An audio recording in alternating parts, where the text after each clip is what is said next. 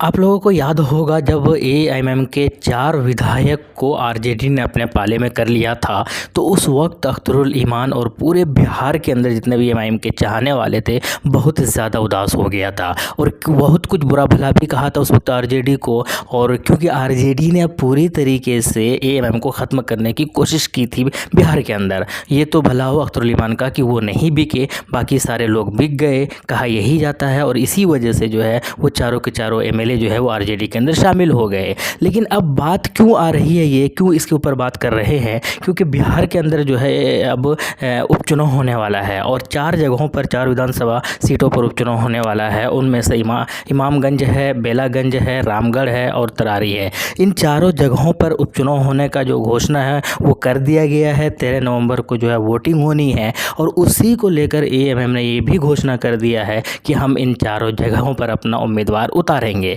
अब भाड़ में जाए आरजेडी, भाड़ में जाए गठबंधन, भाड़ में जाए कोई और, हमें उससे कोई लेना देना नहीं है। हमारी तैयारी जो है पूरे बिहार की हर एक विधानसभा सीटों पर है। टोटल 243 विधानसभा सीटें हैं बिहार के अंदर और चूँकि अगले साल 2025 के अंदर विधानसभा चुनाव होना है, उसकी तैयारियां भी हो जाएंगी और इसी वजह से जो है हम इन चारों विधानसभा सीटों पर अपना उम्मीदवार उतार रहे हैं, ऐसा एएमएम ने घोषणा किया है बिहार के अंदर। अब 13 नवंबर को वोटिंग होगी और उसके बाद जो है 23 को रिज़ल्ट और परिणाम आएंगे, तो ये पता चल जाएगा कि एएमएम ने किसको नुकसान पहुंचाया है या यूँ कहें कि एएमएम को कितना फ़ायदा हुआ है। अब नुकसान पहुंचाने के बाद इसलिए कहा जा रहा है क्योंकि जैसे इन्होंने घोषणा किया तो अब इनके ऊपर ये एलिगेशन लगना तय है कि भाई देखिए आ गए हैं बीजेपी की मदद करने के लिए। अब आप बीजेपी को रोकना चाहते हैं और एएमएम को शामिल भी नहीं करना चाहते हैं, और आप बीजेपी को रोकना चाहते हैं और एएमएम को पूरी तरीके से ख़त्म करना चाहते हैं, आप बीजेपी को रोकना चाहते हैं और उनके विधायक को तोड़ना चाहते हैं, तो भाई आपके लिए फिर वो क्यों सोचें। जाहिर सी बात है आपने उनके बारे में नहीं सोचा। और जब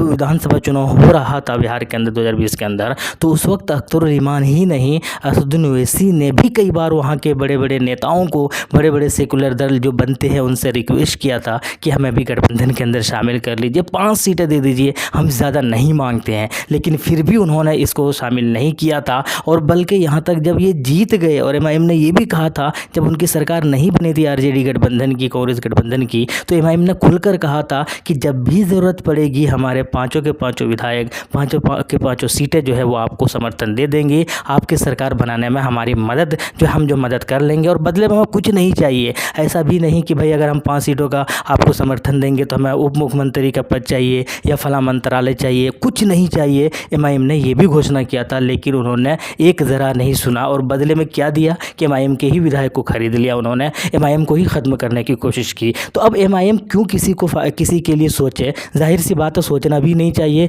आप अपने पार्टी को जैसे मजबूत कर रही है, एएमएम पार्टी अपने तरीके से अपनी पार्टी को मजबूत कर रही है और उसी चीज़ को लेकर इन्होंने ये घोषणा कर दिया कि भाई हम इन चारों विधानसभा उसी सीटों पर जो है उपचुनाव में हिस्सा ले रहे हैं और अपना उम्मीदवार उतारेंगे और जितना वोट लाएगा जनता तय करेगी। लेकिन हम किसी के सुनने में या किसी के बहकावे में या किसी की बातों में नहीं आएंगे। हमारे ऊपर जो भी एलिगेशंस लगाना है वो लगाते रहे, जो भी इल्ज़ाम लगाना है वो लगाते रहे, हमें घंटा फ़र्क नहीं पड़ता है। और तुमने हमारे 4 तोड़े हैं, हम तुमको जो है कितने सीटों पर नुकसान होगा ये तुम समझो, क्योंकि तुमने हमारे बारे में नहीं सोचा, जो कि बिल्कुल सही भी है और बहुत सही है। इस तरीके का डिसीज़न लेना, इस तरीके के जो चीज़ें हैं वो करना एएमएम के लिए बहुत ज़रूरी है और इस तरह ही करेंगे तभी इनके सीटों में जो है बढ़ोतरी होगी और लोग जो है इनके साथ गठबंधन करने के लिए तैयार होंगे जब उनको नुकसान और फ़ायदे का